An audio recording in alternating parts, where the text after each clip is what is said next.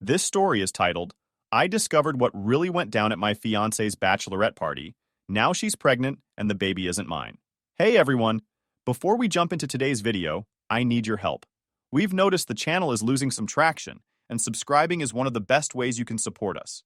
It's quick, free, and it helps us keep bringing you awesome content. Your support means the world.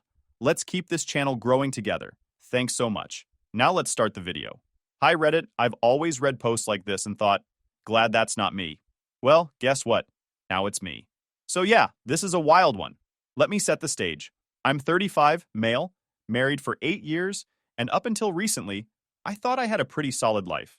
My wife, Elena, and I had a nice house, stable jobs, and we're even talking about starting a family. Turns out, I was living in a fool's paradise. This all went down a couple of months ago.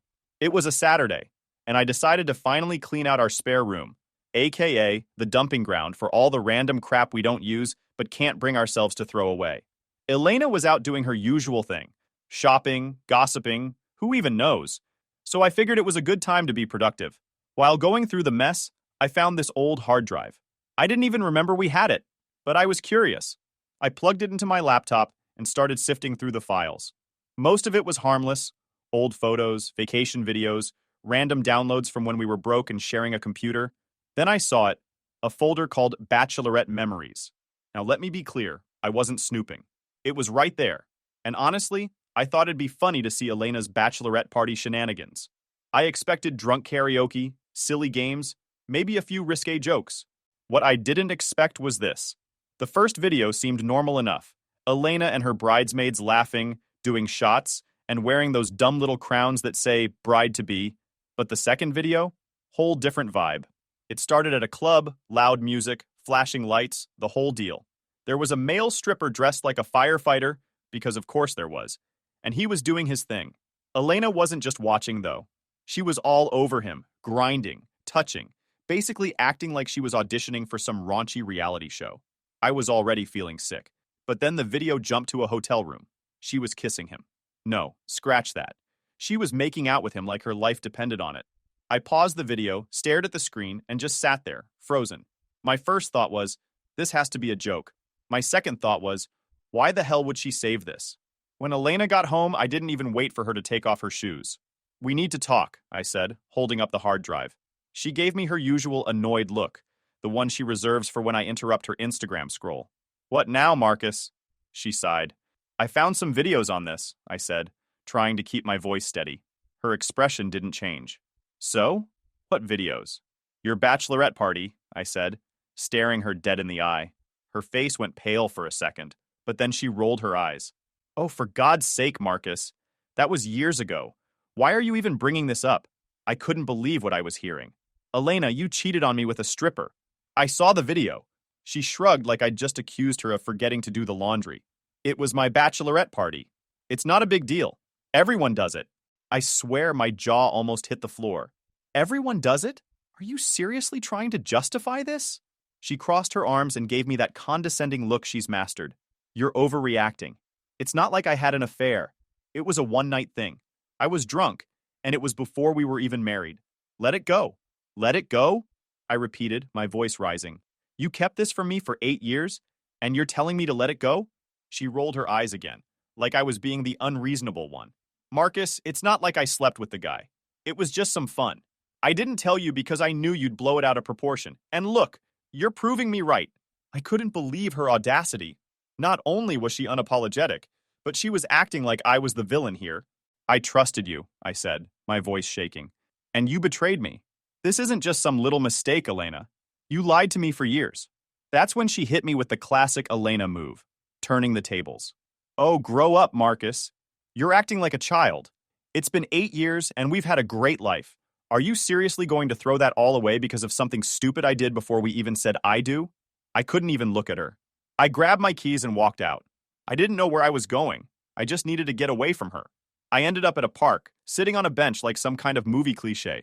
I kept replaying her words in my head. It's not a big deal. Everyone does it. Let it go. Was I crazy for feeling this way? Was I really overreacting? No, I decided. I wasn't. Cheating is cheating, and the fact that she didn't even feel sorry for it made it 10 times worse. When I got home, she was sitting on the couch, scrolling through her phone like nothing had happened. "Are you done with your little tantrum?" she asked, not even looking up. I didn't answer. I just went to the bedroom and closed the door. That night, I slept on the couch. Since then, I haven't been able to look at her the same way. Every time she smiles, every time she touches me, all I can think about is that video and the way she acted like it was nothing. I don't know what's going to happen next, but one thing's for sure. I'm not the same guy who sat there laughing at old TikTok videos a few hours before my entire world came crashing down. Alright, so after finding out about Elena's little bachelorette fun, I was a wreck. Half of me wanted to just end it right there and move on with my life, but the other half, probably the part that had been married to her for 8 years, thought, maybe we can fix this. So, like an idiot, I agreed to try marriage counseling. Elena suggested it, which I thought might be a sign she was actually remorseful and wanted to put in the effort. Well, she wasn't. But at the time, I was desperate to salvage what we had. We started seeing Dr. Fields, this older therapist who had this whole wise grandma vibe going on. She was calm and neutral, which is probably the only reason I didn't lose it during the sessions. I went in ready to lay it all out, hoping we'd get somewhere. The first session was a joke. Dr. Fields asked us to explain why we were there, and before I could even open my mouth, Elena jumped in. "Well," she said, with this fake little sigh, "Marcus has been really distant and angry lately. He keeps bringing up something that happened years ago, before we were even married, and it's been hard to move forward." Excuse me? The audacity. She made it sound like I was losing my mind over nothing. When it was my turn, I didn't hold back. I told Dr. Fields exactly what I'd found, how Elena had hidden it for 8 years, and how I felt like my trust in her was completely shattered. Elena didn't even look at me. She just sat there, rolling her eyes like I was wasting her time. When Dr. Fields asked why she hadn't told me sooner, Elena shrugged and said, "I didn't think it was a big deal. It was one night, and it didn't mean anything." Oh, great. So my marriage fell apart because of something that didn't mean anything. Things didn't improve after that. Every session felt like a loop. I'd talk about my pain and how I couldn't trust her anymore. And Elena would roll her eyes or say something like, "Marcus, you're blowing this way out of proportion." One time, I tried to open up about how I felt like a fool for not realizing sooner. Instead of showing any sympathy, Elena laughed and said, "Well, maybe if you didn't go digging around on old hard drives, you wouldn't be so upset now." Seriously, that's what she said. And then there was her behavior outside of therapy. While I was agonizing over how to rebuild our relationship, Elena seemed completely unbothered. She'd come home late from work or dinner with friends, her excuses always vague and full of holes. At first, I told myself I was just being paranoid. After all, I already didn't trust her. Maybe I was overthinking things. But then I started noticing patterns. She'd get all dressed up for these so-called dinners. Like way more dressed up than she ever did when we went out. Heels, makeup, the works. And when I'd ask who she was meeting, she'd always give some vague answer like, "Oh, just the girls." The girls didn't even seem to exist half the time. I'd check her social media, and there wouldn't be a single photo or post about these outings. No tags, no check-ins, nothing. One night, she came home late, like almost midnight.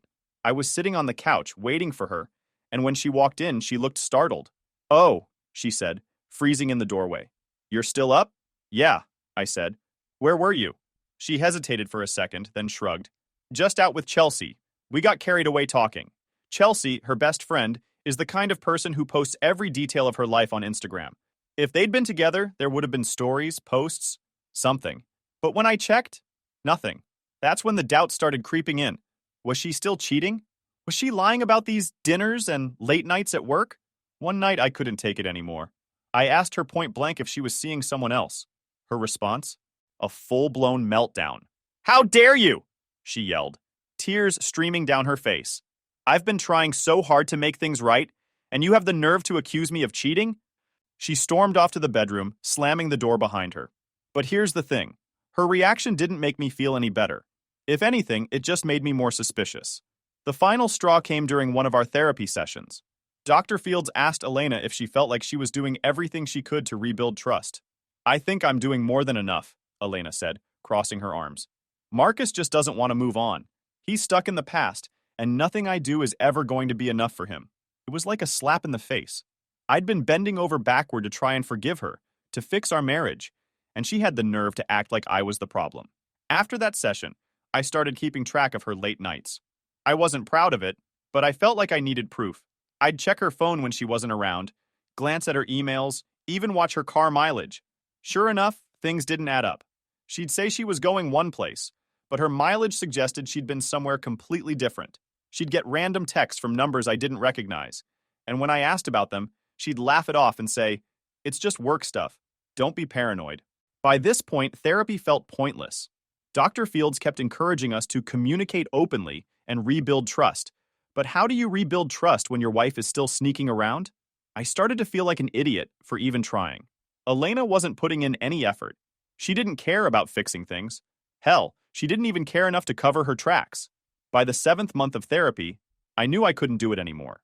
I stopped going to the sessions, and honestly, I think Elena was relieved. She stopped pretending to care and went right back to her old habits.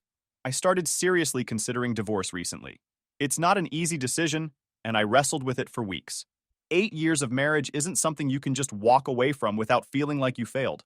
But the more I thought about it, the more I realized I couldn't keep living like this. I deserved better than constant doubt, lies, and a wife who clearly didn't respect me, or our marriage. Wibta, if I divorced my wife for that reason, I'm talking to Elena tonight about my decision. I'll keep you up with how things will go from now on. Update 1.0. Sorry for only updating now, but it's been crazy and things didn't go as planned. It has taken me a while to get my thoughts together. I don't know what to do anymore. Okay, so it was a regular Tuesday night. I just finished another awkward dinner where we barely spoke. Elena was on her phone, scrolling endlessly like she always does, while I was trying to figure out the right moment to bring up the D word. All of a sudden, she put her phone down and said, "We need to talk." I froze. Usually those words meant another argument about how I wasn't letting go of the past. I sighed, bracing myself. What now? Instead of the usual rant, she reached into her bag and slid something across the table. It took me a second to realize what it was. A pregnancy test. Positive.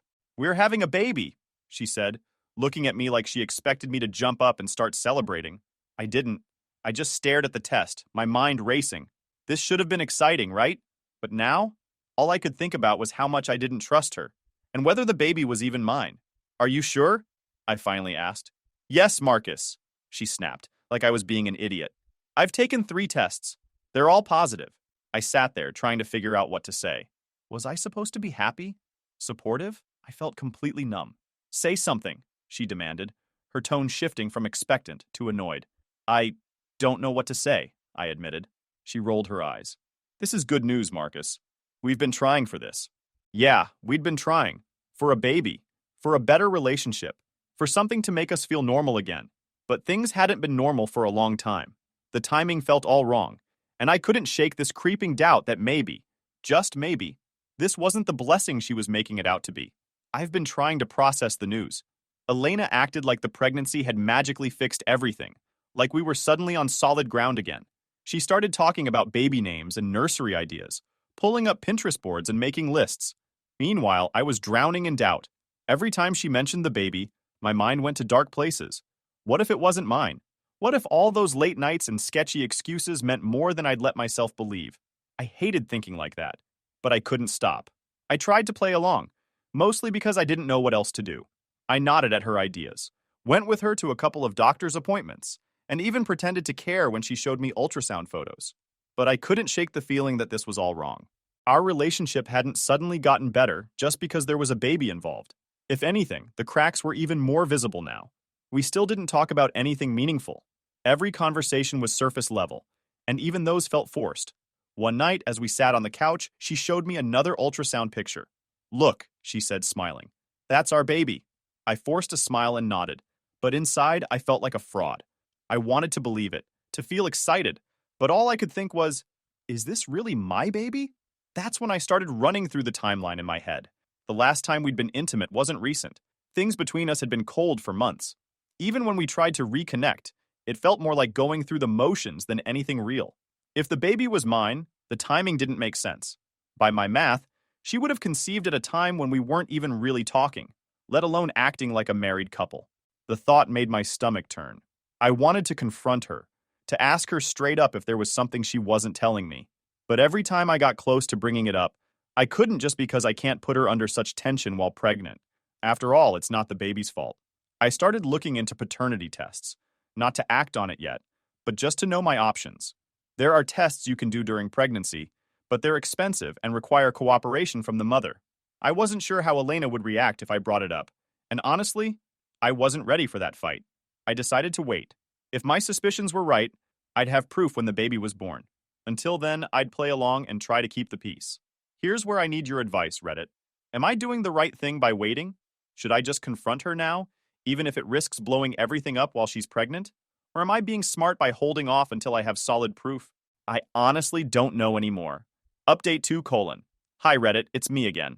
I know it's been a long time since I last updated you, but I had nothing to do but to wait for Elena to deliver the baby first, and then I couldn't find time to post while going through this mess.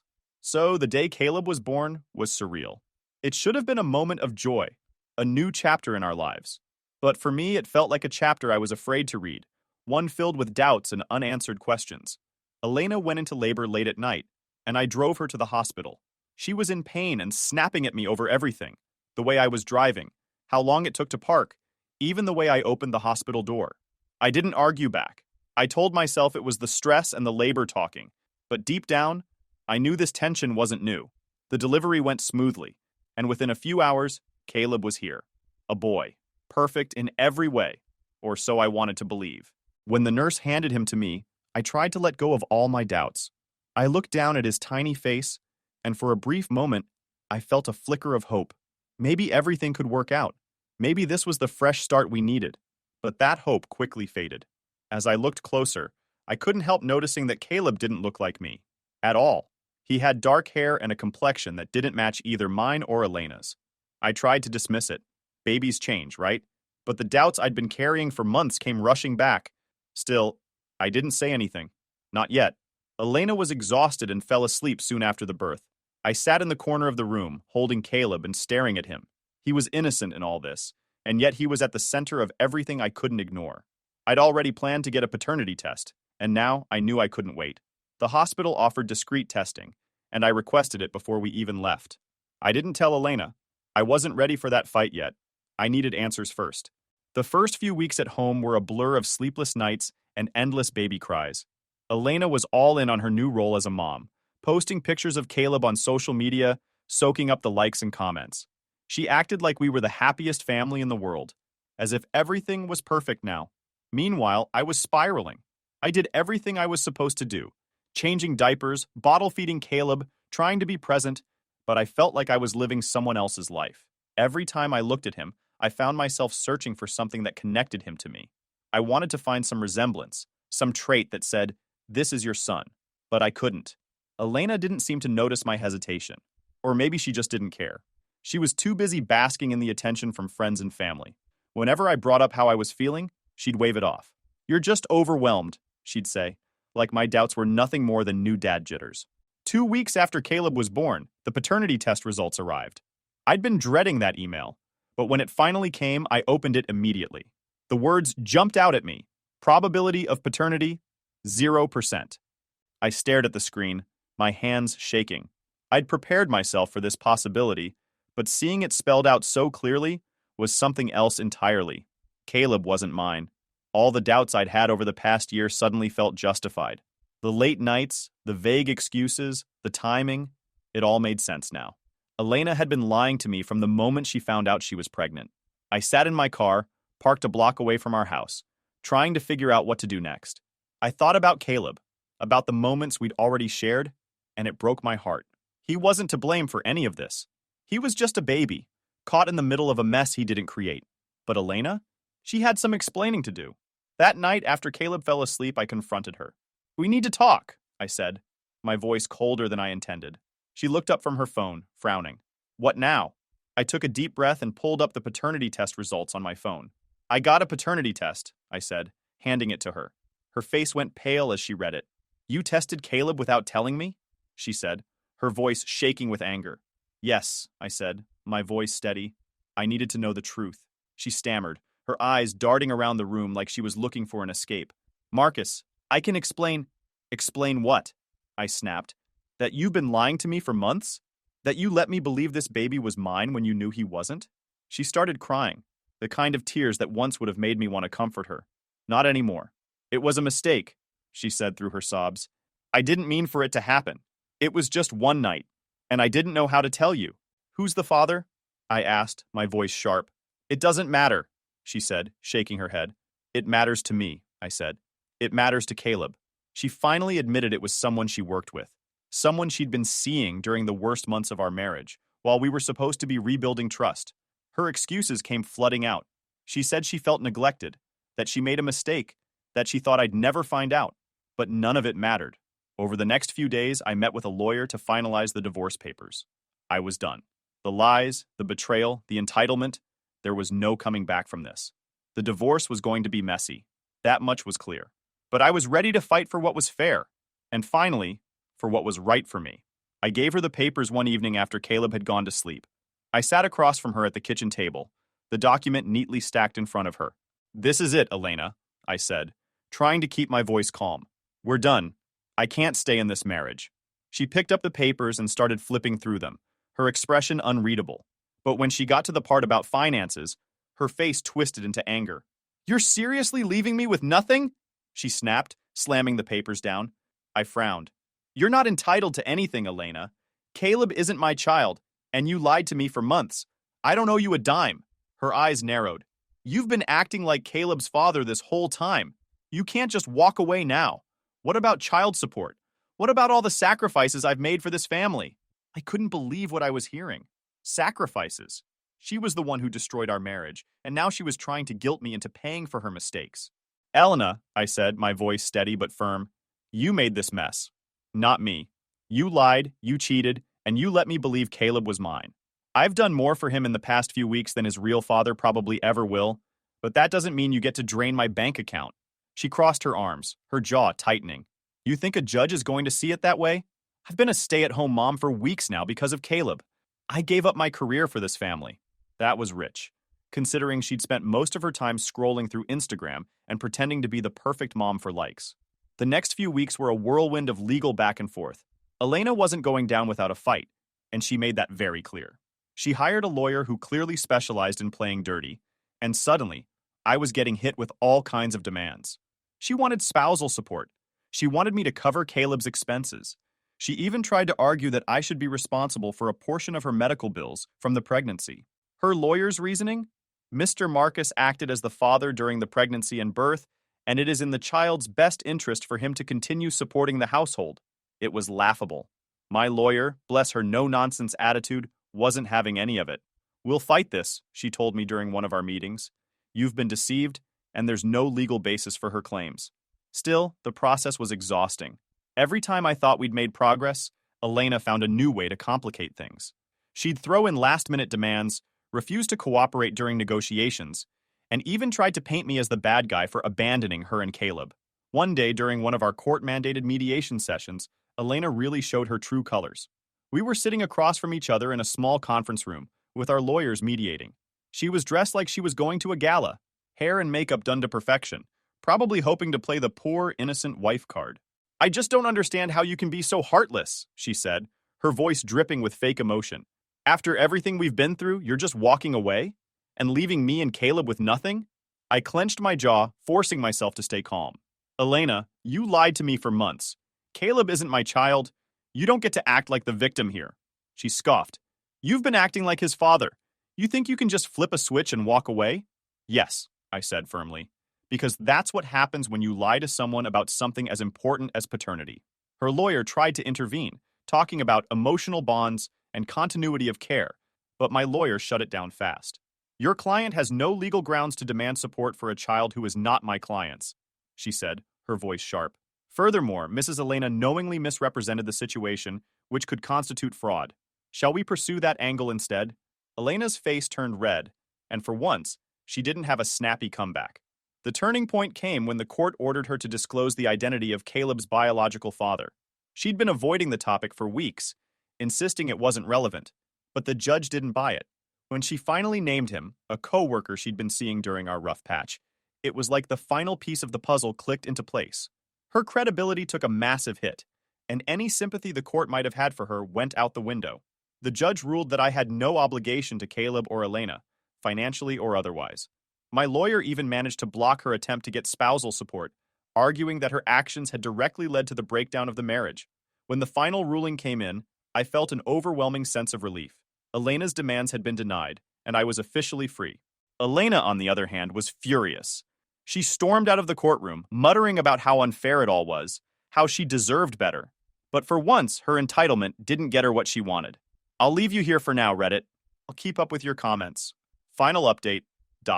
Hey, Reddit. It's been a while since I shared my story. I've had some time to reflect, and let's just say life has been interesting. A lot has happened since I finalized my divorce from Elena, and I thought you might appreciate an update. After the divorce, I moved out of the house and into a small but cozy apartment across town. At first, it was weird adjusting to life on my own, but honestly, it felt good. No more constant tension, and no more pretending everything was okay. It was just me, my space, and a fresh start. I threw myself into work and started going to the gym again, something I hadn't done in years. Turns out, physical activity really does help clear your head. I even picked up some hobbies I'd neglected during my marriage, like hiking and photography. Friends who had distanced themselves during my marriage, probably because of Elena, started reaching out again. It was nice to reconnect with people and feel like myself for the first time in years. Elena, on the other hand, wasn't doing so hot. A mutual friend told me that Caleb's biological father completely ghosted her after the court ordered her to reveal his identity. Apparently, the guy didn't want anything to do with her or the baby, and he even transferred to another office to avoid her. Classy. With no real support system, Elena was left scrambling. Her parents, who had initially backed her during the divorce, were furious when they found out she'd lied to me about Caleb's paternity. They cut back on helping her financially, forcing her to face the consequences of her actions for the first time. Elena tried to put on a brave face for social media, of course. Lots of posts about how she was a strong, independent woman and loving single mom, but anyone who knew her could tell she was struggling. Elena wanted to get back in touch with me. She called me one evening, her voice shaky. "Marcus, I've been thinking a lot, and I feel like we should talk." I didn't even let her finish. "There's nothing to talk about, Elena," I said. She sighed dramatically, like she was the victim. "I know I messed up, but we had something real. Don't you miss what we had?" I almost laughed. "What we had was built on lies, Elena. I've moved on, and you need to do the same." She started crying, but I wasn't falling for it this time. I told her I wished her the best and hung up. A few weeks later, she showed up at my apartment. I have no idea how she found out where I lived, probably through a mutual friend or something. She was standing at my door, holding Caleb, looking tired and desperate. "Can we talk?" she asked.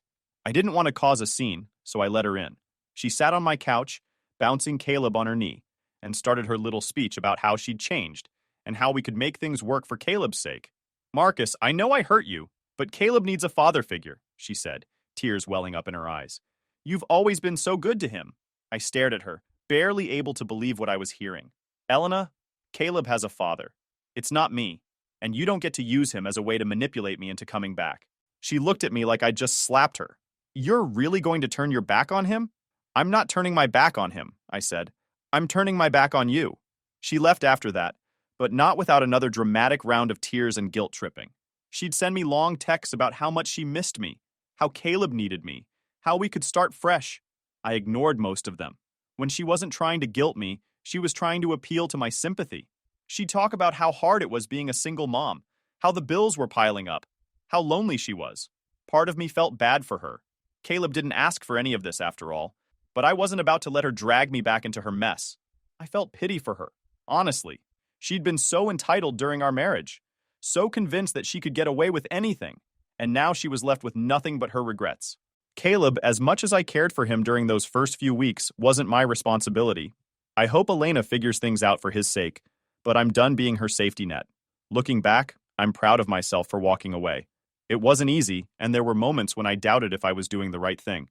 But now, seeing where I am and where Elena is, I know I made the right choice.